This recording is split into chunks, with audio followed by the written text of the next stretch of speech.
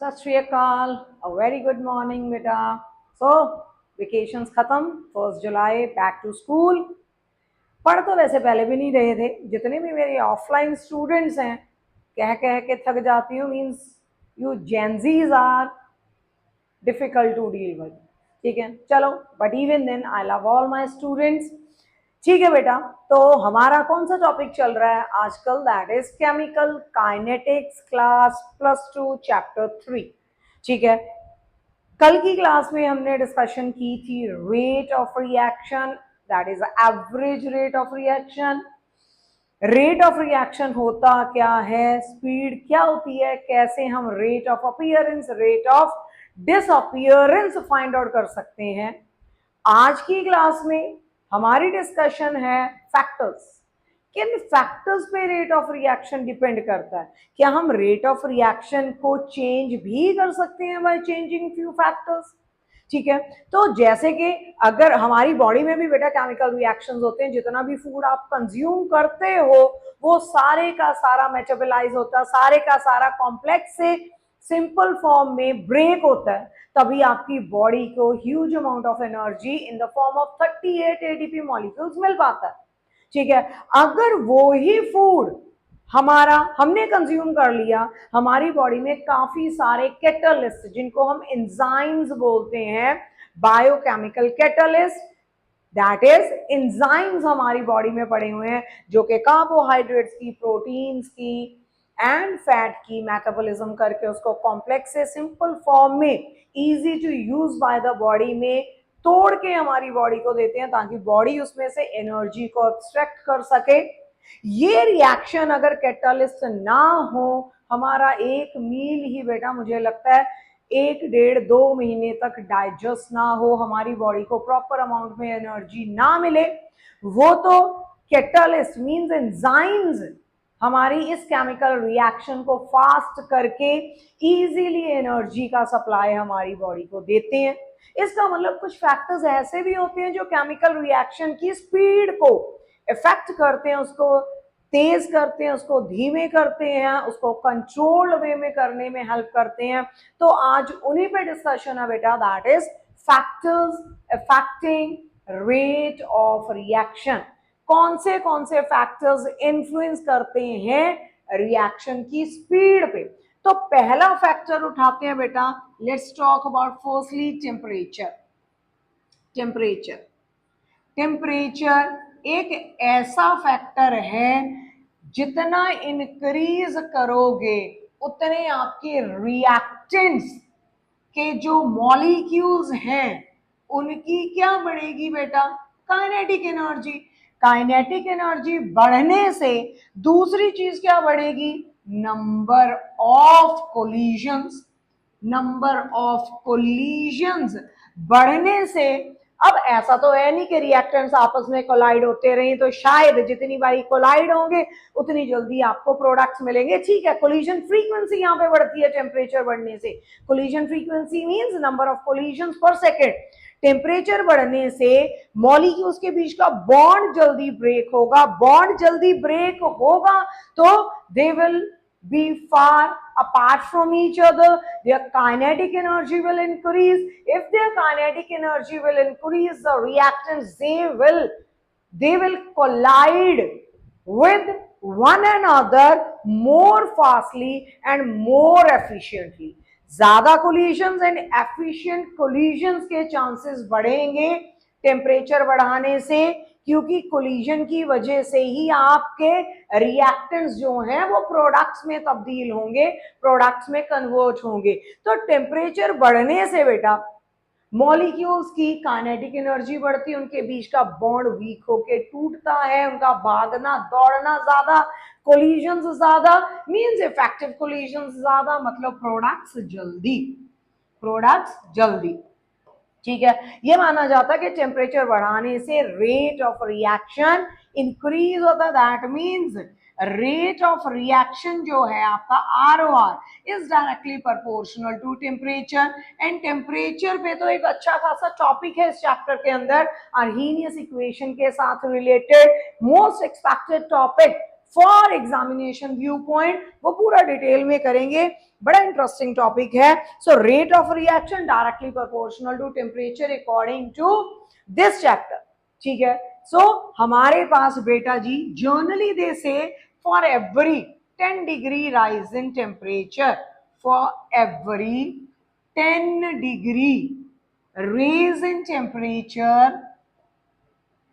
rate of reaction becomes almost double. wow, ठीक है। तो क्या हर 10 डिग्री टेम्परेचर रेज करने पे रेट ऑफ रिएक्शन क्या कहते हैं, कहते हैं ऑलमोस्ट क्या हो जाता है, डबल, ठीक है। सो टेम्परेचर बढ़ने से, टेम्परेचर बढ़ाने से रेट ऑफ रिएक्शन फास्ट होता है। ये पूरी डिटेल में एक अलग लेक्चर भी बनेगा इस पे। पहला factor temperature, which increases kinetic energy, weakens the bond, breaks the bond, collisions, more effective collisions, easy to get the products, ठीक है। तो हमारे पास rate of reaction almost become doubles with increase in for every 10 degree rise in temperature. Fine. Second factor बेटा जी जिसपे हमारा rate of reaction depend करेगा, let's talk about surface area. Surface area, अब ये क्या चीज है, सरफेस एरिया पे रेट ऑफ रिएक्शन कैसे डिपेंड करेगा, खुद बताएं। आपके पास you are having a log of wood, ठीक है, आपके पास एक बड़ा टुकड़ा है, you are having log of wood, आपने इसको ऑक्सीजन की प्रेजेंस में आग लगा दी, ठीक है, आपने इसको आग लगाई, फिर साइमल्टेनियसली आपने एक और एक्सपेरिमेंट किया कि इसको चॉप कर लिया, इसको छोटे छोटे हिस्सों में आपने काट लिया, छोटे छोटे हिस्सों में काटने के बाद इन टुकड़ों को भी आपने आग लगा दी, ठीक है। अब जल्दी आग कौन पकड़ेगा, छोटे छोटे पीसेस पकड़ेंगे कि जल्दी आग आपका लॉग पकड़ेगा। कभी भी आपने आग जलते हुए देखी होगी तो लकड़ी के टुकड़े करके उसमें अगर आप आग लगाओगे तो वो जल्दी आग पकड़ते हैं, क्यों, क्योंकि यहाँ पे एक्सपोज्ड सरफेस एरिया जो होगा बेटा वुड का वो ज्यादा होगा। जितना सरफेस एरिया बेटा ज्यादा उतना रेट ऑफ रिएक्शन फास्ट, यानी कि इंस्टेड ऑफ लॉग एक पूरे बड़े तने को पकड़ के लकड़ी के आग लगाओगे तो बहुत एफर्ट्स आपको डालने पड़ेंगे उसको आग लगाने के लिए। सरफेस एरिया यहाँ पे कम है, सरफेस एरिया आपने बढ़ा दिया, आपने इसमें इसको कट कर दिया इनटू स्मॉल पीसेस, जब आपने कट करके इसको आग लगाई तो आग जल्दी लगेगी, तो more the surface area faster is rate of reaction. So surface area जितना ज्यादा होगा उतना रेट ऑफ रिएक्शन फास्ट होगा। ये एग्जांपल दी। दूसरी चीज है बेटा आपके पास शुगर के क्यूब्स हैं, you are having sugar cubes, ठीक है, क्यूब्स बड़े साइज में रहते हैं हमारे पास। ये शुगर क्यूब आपने दो दूध में डाल दिए, दूसरा आपने crushed sugar you have taken, ठीक है, उसको क्रश कर लिया, पाउडर फॉर्म आपने ले लिया चीनी का, एक चम्मच ये आपने you have added to milk. तो किसको कम स्टर करना पड़ेगा आपको घोलने के लिए, रिएक्शन किसमें फास्ट होगा, ऑब्वियसली जो पाउडर फॉर्मेट है वो जल्दी घुलेगा एज कंपेयर टू क्यूब, ठीक है। नमक आपने रॉक फॉर्म में ले लिया, क्रश्ड फॉर्म में ले लिया, कौन जल्दी घुलेगा, ऑब्वियसली कौन जल्दी घुलेगा, जिसका सरफेस एरिया ज्यादा, जो क्रश्ड फॉर्म में है, जिसका सरफेस एरिया हमने पीस के या तोड़ के बढ़ा दिया, वो आपको रिएक्शन फास्ट देगा। तो सरफेस एरिया जितना ज्यादा उतना रेट ऑफ रिएक्शन फास्ट, ठीक है। दूसरा फैक्टर, सो दो factors, that is temperature, the other one is हमारे पास सरफेस एरिया।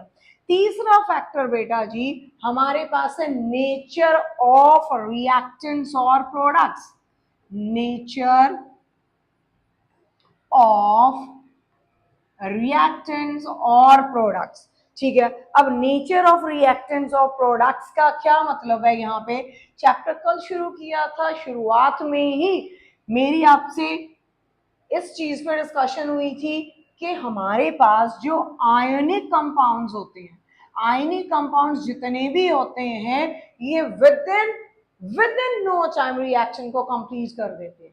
तो नेचर ऑफ रिएक्टेंट, अगर आपके पास आयनिक कंपाउंड्स हैं, रेट ऑफ रिएक्शन बहुत फास्ट होगा, ठीक है ना। जैसे मैंने NaCl की एग्जांपल लिया था, कोई सा भी आप आयनिक कंपाउंड का एग्जांपल बेटा उठा लो, आपके पास कोई एसिड ले लो, लेट इट बी HCl, इसमें आप एक बेस डाल दो NaOH, ये फास्टली आपको कन्वर्ट होके देगा NaCl प्लस वाटर में। न्यूट्रलाइजेशन रिएक्शन, आयंस इन्वॉल्व है इसमें, H positive Cl negative, Na positive OH negative, यहाँ पे Na positive Cl negative, H positive OH negative. तो जहां पे बेटा जी आयंस आ जाते हैं वहां पे रेट ऑफ रिएक्शन अपने आप ही इनहांस हो जाता है, अपने आप ही रेट ऑफ रिएक्शन बढ़ जाता है। आयनिक कंपाउंड्स के लिए rate of reaction is very fast. Slow reactions की बात भी की थी, फॉर्मेशन ऑफ डायमंड हो गया, रस्टिंग ऑफ आयरन हो गया, जो हमें नजर ही नहीं आता। तो नेचर ऑफ रिएक्टेंट, हमारा रिएक्टेंट कैसा है, जैसे नाइट्रोजन है बेटा, नाइट्रोजन को हाइड्रोजन के साथ रिएक्ट करवाओगे तो हमें यहां से मिलेगा क्या, अमोनिया। ये भी कल डिस्कशन हुआ था हमारा। अब यहाँ पे बेटा कितने बॉन्ड, ट्रिपल बॉन्ड को तोड़ना is bit difficult, single bond easily टूटता है, डबल बॉन्ड को तोड़ना मुश्किल, ट्रिपल बॉन्ड को तोड़ना थोड़ा और मुश्किल, ठीक है। हमारे पास नेचर ऑफ रिएक्टेंट, कैसा रिएक्टेंट है और प्रोडक्ट कैसा मिल रहा है, उस पर भी रेट ऑफ रिएक्शन डिपेंड करता है हमारे पास। या ऐसा कह सकते हो, केमिस्ट्री का रूल है, हर क्लास में तकरीबन डिस्कशन होती है। केमिस्ट्री कहती है कि जितनी चीज स्टेबल होगी उतनी उसके पास एनर्जी कम होती है। मींस यूनिवर्स के अंदर हर चीज की टेंडेंसी है to acquire stability, to be having lesser energy, ठीक है। अगर मेरे रिएक्टेंट्स बेटा जी स्टेबल फॉर्म में पड़े हुए हैं तो ये रिएक्शन स्लो होगा, क्योंकि रिएक्टेंट स्टेबल है तो ये जल्दी जल्दी आपको प्रोडक्ट्स नहीं देंगे। बट अगर रिएक्टेंट्स अनस्टेबल हैं, अगर हमारे रिएक्टेंट्स अनस्टेबल हैं एंड प्रोडक्ट्स हमारे स्टेबल हैं, एंड प्रोडक्ट्स हमारे स्टेबल हैं, तो ये रिएक्शन क्या होगा बेटा, काफी फास्ट। कई बार सेम सेम टाइप की रिएक्शंस दिखने में सेम सेम सी होती है, ठीक है, बट उनकी स्पीड में बहुत डिफरेंस होता है, डिपेंडिंग अपॉन कि क्या हमें प्रोडक्ट्स मिल रहे हैं, जो क्या वो स्टेबल मिल रहे हैं। अगर हमारा प्रोडक्ट स्टेबल होगा तो रिएक्शन फास्ट होगा, क्योंकि हर चीज की टेंडेंसी है स्टेबल होने की, तो फास्टली आपके रिएक्टेंट्स प्रोडक्ट्स में कन्वर्ट होंगे। एंड दूसरी साइड, अगर आपके प्रोडक्ट्स अनस्टेबल हैं बट रिएक्टेंट स्टेबल है, तो रिएक्टेंट्स कोशिश ही नहीं करेंगे प्रोडक्ट्स में तब्दील होने की, ठीक है। तो ऐसे रिएक्शन स्लो होंगे, इन्हें हमें कुछ बाहर से एनर्जी सोर्स देके इनिशिएट करना पड़ेगा। Means such reactions will be sort of non spontaneous reaction, जिसमें हमें स्टेबल प्रोडक्ट मिल रहा है। ऐसे reactions will be considered as may be spontaneous, जो अपने आप हो, ठीक है, क्योंकि हर चीज की टेंडेंसी है जो रिक्वायर द स्टेबिलिटी। तो हमारे पास नेचर ऑफ रिएक्टेंट कैसा, उस पे भी रेट ऑफ रिएक्शन डिपेंड करता है। अगला फैक्टर उठाते हैं बेटा, factor number, I guess this is fourth one now, ठीक है। कौन से factors we have talked about, yes this will be the fourth one. सबसे पहले we have discussed about the temperature, then surface area, then nature of reactants and products, ठीक है। अगला factor इसी शीट पे कंटिन्यू कर लेते हैं बेटा, फैक्टर नंबर 4। फैक्टर नंबर 4 है हमारे पास यूज ऑफ कैटलिस्ट। अब कैटलिस्ट क्या होते हैं, कैटलिस्ट ऐसे केमिकल्स होते हैं, ऐसे केमिकल्स होते हैं जो कि रेट ऑफ रिएक्शन को इंक्रीज भी कर सकते हैं, डिक्रीज भी कर सकते हैं। कैटालिस्ट की एक्टिविटी को कुछ सब्सटेंसेस स्लो डाउन कर देते हैं। जो सब्सटेंसेस कैटालिस्ट की एक्टिविटी को स्लो डाउन करते हैं उनको हम बोलते हैं बेटा पॉइजन, ठीक है। कैटलिस्ट की एक्टिविटी को स्लो करने वाले सब्सटेंसेस को बोला जाता है पॉइजन्स। ठीक है, कुछ ऐसे सब्सटेंसेस होते हैं जो कैटलिस्ट की एक्टिविटी को और ज्यादा फास्ट कर देते हैं, उनको बोलते हैं प्रोमोटर्स। प्रोमोटर्स, ठीक है, तो पॉइजन एंड प्रोमोटर्स भी हमारे पास होते हैं जो कैटलिस्ट की एक्टिविटी, काम करने की क्षमता को और ज्यादा तेज या स्लो कर सकते हैं। तो कैटलिस्ट करता क्या है, ये खुद किसी केमिकल रिएक्शन में पार्टिसिपेट नहीं करता, ये सिर्फ एक इंटरफेस प्रोवाइड करता है।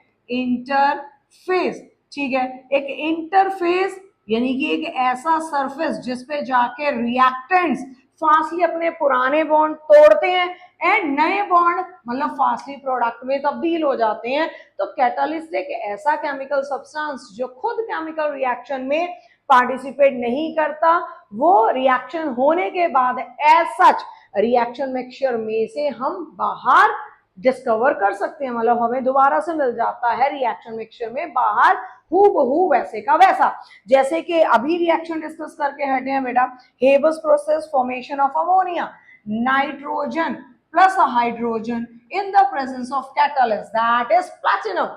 ठीक है, टेम्परेचर प्रेशर कंडीशंस अप्लाई करने के बाद you will gate ammonia from air.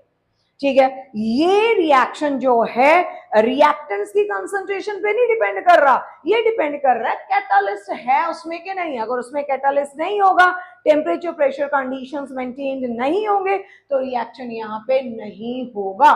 ठीक है, ऐसे ही हाइड्रोजन एंड ऑक्सीजन आपस में रिएक्ट नहीं करता बिना कैटलिस्ट के। तो कैटलिस्ट करता क्या है, अगर नॉर्मल रिएक्शन में एनर्जी लेवल डायग्राम हमारे पास होता है, फॉर एग्जांपल ये है, यहाँ पे मेरे रिएक्टेंट्स हैं, यहाँ पे मेरे प्रोडक्ट्स। ठीक है, इसका डिटेल डिस्कस करेंगे, एक्टिवेशन एनर्जी का टॉपिक आएगा जब हमारे पास हमें रिएक्टेंट्स को इतनी बाहर से एक्टिवेशन एनर्जी देनी पड़ी, बाहर से देनी पड़ी, मतलब रिएक्शन क्या था आपका, एंडोथर्मिक। हमने रिएक्टेंट्स को एनर्जी दी इतनी ताकि वो किसमें तब्दील हो सके, प्रोडक्ट्स में। बट जब इसी रिएक्शन में आप कैटलिस्ट डाल दोगे बेटा, तो ये जो एक्टिवेशन एनर्जी थी, एक्टिवेशन एनर्जी का जो लेवल था वो कम हो जाएगा। रिएक्शन वैसे ही होगा जैसे पहले हो रहा था, बट अब होगा क्या कि जो एक्टिवेशन एनर्जी का ये स्लोप है, ये हम्प है, ये कम हो जाएगा, मतलब आपको कम एनर्जी देनी पड़ेगी अपने रिएक्टेंट्स को प्रोडक्ट्स में कन्वर्ट होने के लिए। तो हमारा जो कैटलिस्ट है वो रेट ऑफ रिएक्शन को ज्यादातर आप यही देखोगे कि इनहैंस करता है, प्रमोट करता है, बढ़ाता है। तो कैटलिस्ट जो है वो रेट ऑफ रिएक्शन को 95% रिएक्शन में रेट ऑफ रिएक्शन को क्या करता है, इंक्रीज करता है हमारा कैटालिस्ट। अब कैटालिस्ट में अगर आपने पॉइजन डाल दिया तो बात अलग है। तो कैटालिस्ट मेनली हम यूज इसी काम के लिए करते हैं कि हम कंट्रोल वे में अपना केमिकल रिएक्शन कर सकें, बहुत धीमी गति से रिएक्शन ना हो, रिएक्शन एक सही स्पीड से चले। ठीक है, तो चौथा फैक्टर हो गया बेटा जी एडिशन ऑफ कैटालिस्ट। अगला factor, for example if I से मेरे पास है हाइड्रोजन, मेरे पास है क्लोरीन, आपस में रिएक्ट हो गए, इन्होंने मुझे देना है HCl, बट यहाँ पे हमें एनर्जी की रिक्वायरमेंट होगी। ठीक है, HCl तभी बनेगा अगर हमारा रिएक्शन कुछ रेडिएशंस को एक्सपोज होगा लाइक लाइट। तो कौन सा फैक्टर जो रेट ऑफ रिएक्शन पे इफेक्ट करेगा, exposure to some radiation। ठीक है, factor is exposure to some radiations हमारे पास विजिबल लाइट भी हो सकती है, अल्ट्रावायलेट, यूवी रेडिएशन, है ना, हीट की फॉर्म में रेडिएशन हो सकती है। तो एक्सपोजर टू, अगर लाइट को एक्सपोज हो रहा है मींस आपका रिएक्शन फोटोन्स को एब्जॉर्ब करके, लाइट को एब्जॉर्ब करके प्रोडक्ट्स दे रहा, मींस रिएक्शन कैसा फोटोलिटिक रिएक्शन, फोटोलिटिक रिएक्शन, ठीक है, या हमारे पास रेडिएशन फॉर्मेट, कोई सा भी आप यहाँ पे ले सकते हैं। कुछ रिएक्शंस रेडिएशन को एक्सपोज करने पे ही होते हैं या उनकी स्पीड बढ़ती है। सो radiations definitely is a source of energy, is a form of energy, means हमें एनर्जी का कोई जरिया यहाँ पे बनाना पड़ता है ताकि हमारे रिएक्टेंट्स फास्टली किसमें कन्वर्ट हो सके, प्रोडक्ट में यहाँ पे इजीली कन्वर्ट हो सके। So exposure to light you can say increases the rate of reaction, ठीक है। नेक्स्ट इज क्वाइट इंपॉर्टेंट, कौन सा factor, 6 and the last factor quite important, concentration of your reactants. Reactants की कंसंट्रेशन पे क्या rate of reaction depend करेगा कि नहीं? कंसंट्रेशन ऑफ रिएक्टेंट्स, यहां पे दो scientist Guldberg and Waage, Guldberg and Weck in almost 1867, almost around this, इन्होंने हमें लॉ ऑफ मास एक्शन भी दिया इस फैक्टर के साथ रिलेटेड। क्या? Law of mass action, quite important, आप ये +1 में भी कर चुके हो। Law of mass action, law of mass action, ठीक है। फॉर एग्जाम्पल आपके पास एक रिएक्शन है A + B gives you 2C, ठीक है। आपने इसका रेट लिखना है बेटा, यहाँ पे रेट ऑफ रिएक्शन। तो उन्होंने कहा rate of reaction is directly proportional to the product of molar concentration of the reactants. Product of, product मैंने मल्टीप्लाई, किसको मल्टीप्लाई? दोनों रिएक्टेंट्स की कंसंट्रेशन को मल्टीप्लाई करोगे, कंसंट्रेशन को, रिएक्टेंट्स की, ठीक है। फोकस कर रही हूं कुछ वर्ड्स पे। रिएक्टेंट्स की कंसंट्रेशन को मल्टीप्लाई करोगे, you will get your rate of reaction. So rate of reaction is directly proportional to the product of molar concentration of the reactants. Rate of reaction is directly proportional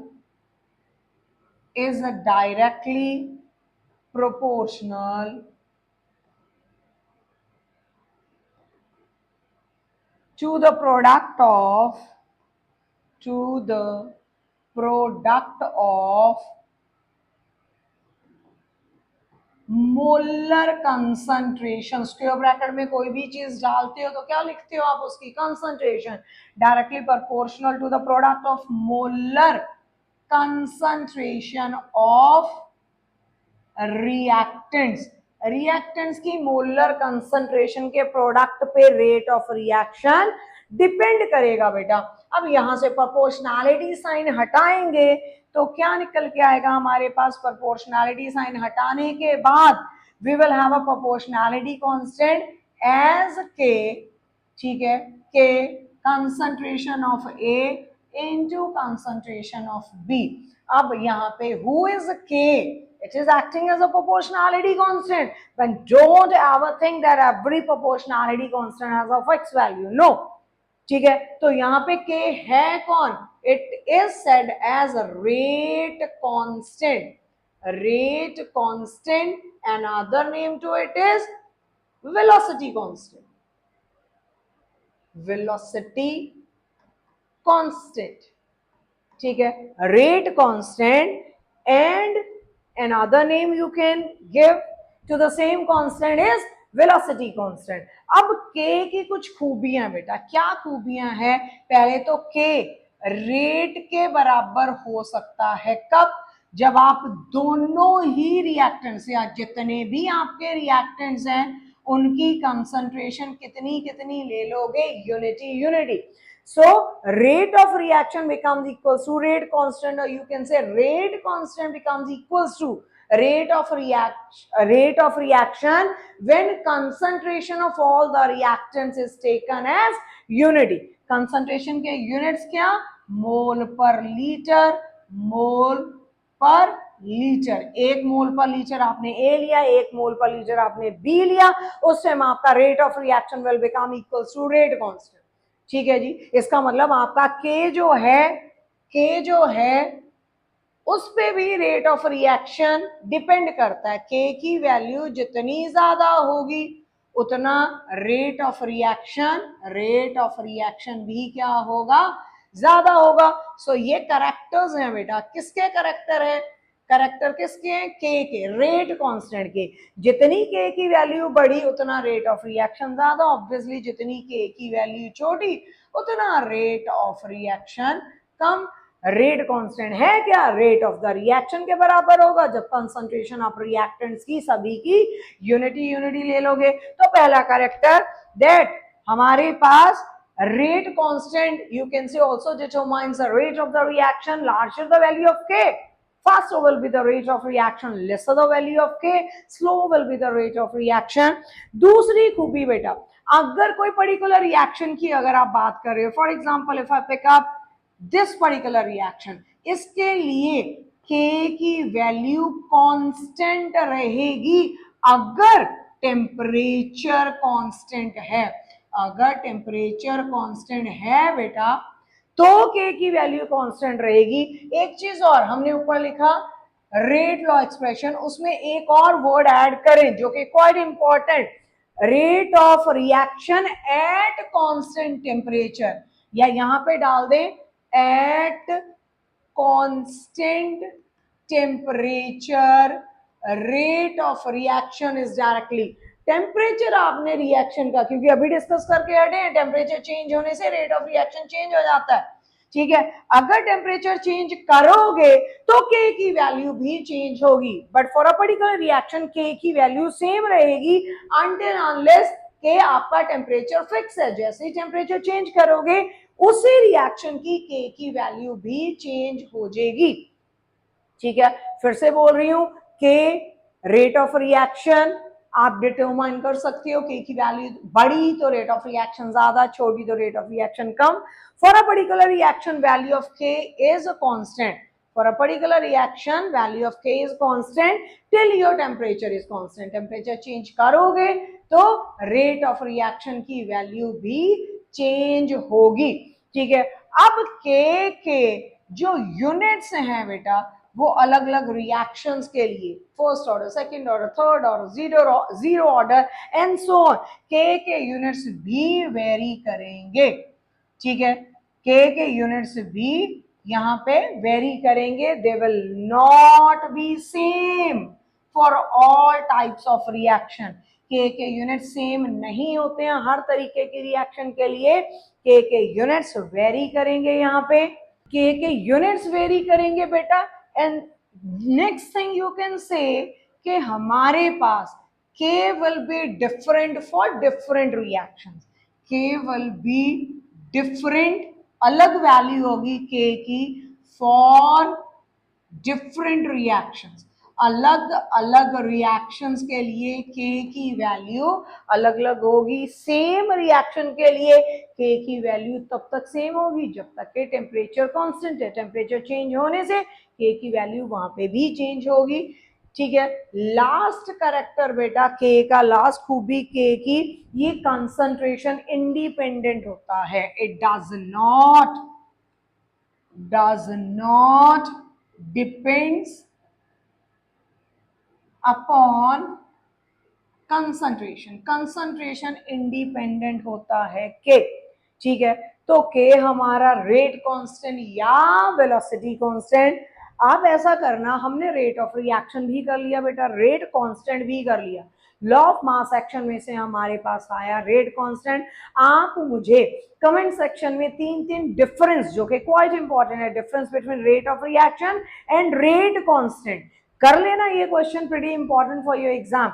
rate of reaction, rate constant के बीच में कम से कम 3 differences you should know for your exam, क्योंकि दोनों concept हम discuss कर चुके हैं, ठीक है। पिछली क्लास में बेटा हमने, हालांकि ये पूरा टॉपिक हो गया regarding your factors, we have discussed about 6 factors in detail. Then we have talked about in the last factor, that is concentration of the reactants. We have talked about law of mass action, ठीक है। उसके बाद हमारा velocity constant, पूरे chapter में काफी important role play करता है वेलोसिटी कांस्टेंट या रेट कांस्टेंट, क्योंकि अगली क्लास में भी इसका लिंक रहेगा, तो ये पूरे का पूरा कर लेना।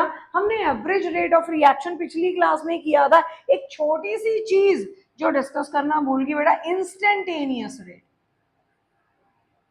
Instantaneous rate of reaction, instantaneous rate of reaction, ये डिस्कशन रह गई थी हमारे पास। रेट ऑफ रिएक्शन हमने negative of change in concentration of reactant with respect to change in time, ये डिस्कस किया था। बट जब इंस्टेंटेनियस की बात हो रही है, इंस्टेंटेनियस का मतलब होता है when your time approaches to almost zero, तो वहां पे टाइम लिमिट आ जाती है। सिर्फ डेल्टा को किससे रिप्लेस कर दोगे? डी से, because D represents a small change, ठीक है। B R change in, small change in concentration of R with respect to small change in time. When the time approaches to zero, this is instantaneous rate of reaction। करना हूबहू वैसे ही है जैसे कल की class में किया था। तो फैक्टर्स हो गए बेटा जी, काफी मेन चीजें हो गई हैं। अगर बेसिक्स क्लियर होंगे तभी आगे चैप्टर स्मूथली बढ़ेगा। सारे का सारा प्लीज कर लेना कल के लेक्चर से पहले।